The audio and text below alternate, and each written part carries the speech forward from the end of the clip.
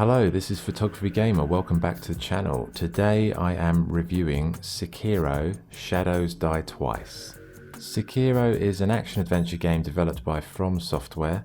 They previously worked on Dark Souls and Bloodborne, so you know what to expect. A very challenging combat game.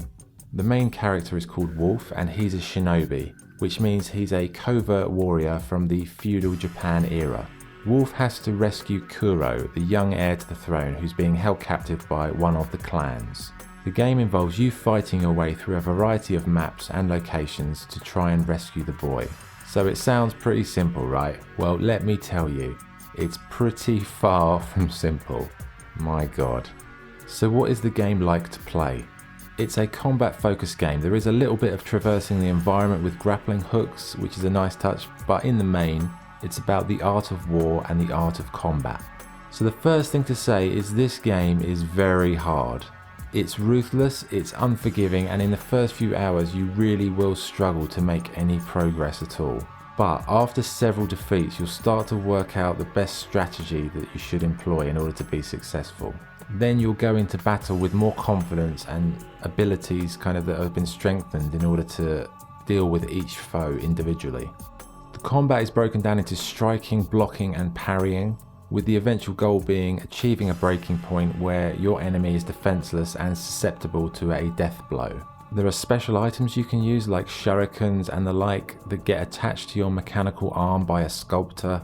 You also have potions you'll need to take on certain foes if you want to improve your chances of success.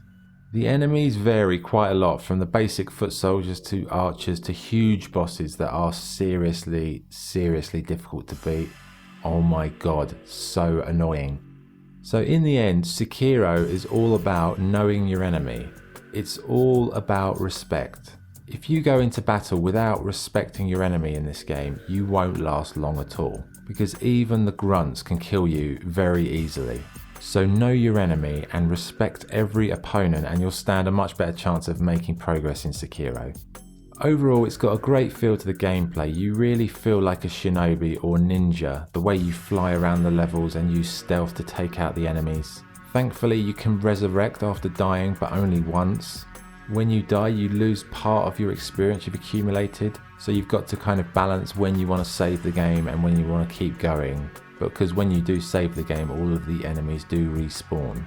The game world isn't that large compared to other games, but it feels huge because every combat section is just such a trial. You know, it takes so long to get through some of these levels because each fight can become an epic.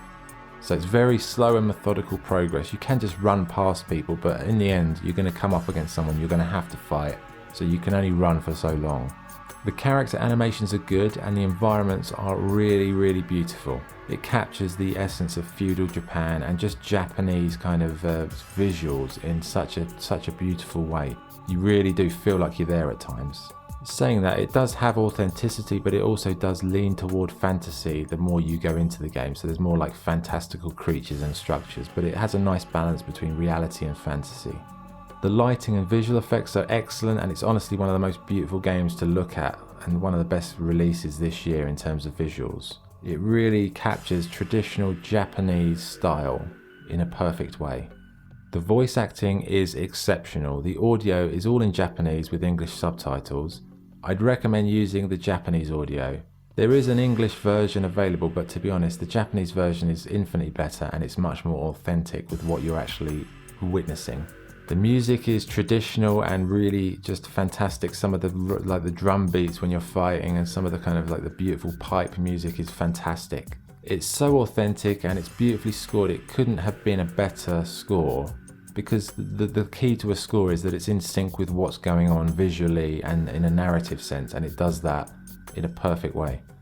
The sound effects on the combat are great and it's really satisfying when you do a death blow. The sound effects are really pleasing. Okay, so what's good and what's bad about Sekiro: Shadows Die Twice? What's good? The game is a genuine challenge to complete. The combat is complex and challenging. The enemies are well imagined. The visuals are absolutely stunning. The voice acting is very high standard. The music is amazing. The learning curve is steep but the satisfaction you get when you make progress in this game is unbelievable. What's bad? The game may be too hard for the majority of gamers.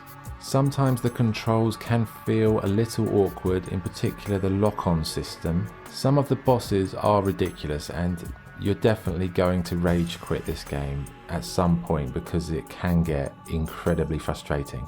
But on the whole, the positives of this game definitely outweigh the negatives in my opinion. So what's the verdict? Sekiro is a brutal and unforgiving combat game that really tests your patience and resolve. The combat is complex and varied, as are the enemies and the situations you'll find yourself in. Aesthetically, it's a beautiful piece of work. It's a very difficult game, but also a very rewarding one, but only if you take the challenge seriously and respect the enemies. If you like Japanese culture, Japanese history, and the martial arts, then you will love this game. Overall, it's a fantastic piece of work, but may not be for everyone. If you've got patience and fortitude and the ability to endure pain and suffering, then you might be able to enjoy it. But early on, this game's going to test you, so be ready. If you can get through that early phase where it's really difficult, you will be rewarded with such a satisfying and intense journey that will really live long in your memory. So my score for Sekiro Shadows Die Twice is 8.5 out of 10. It's a game that will drive you insane, but it's also one of the most satisfying experiences I've had on the PS4. You know, it's tough, but gaming has become quite watered down and easy in the modern generation because it's more mainstream.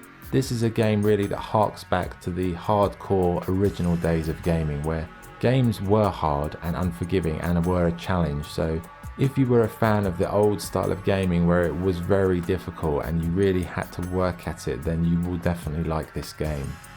Okay, so that was my review for Sekiro. I hope you found it useful. Thanks for watching. Please like and subscribe if you enjoyed the video. This is Photography Gamer signing off. Thank you.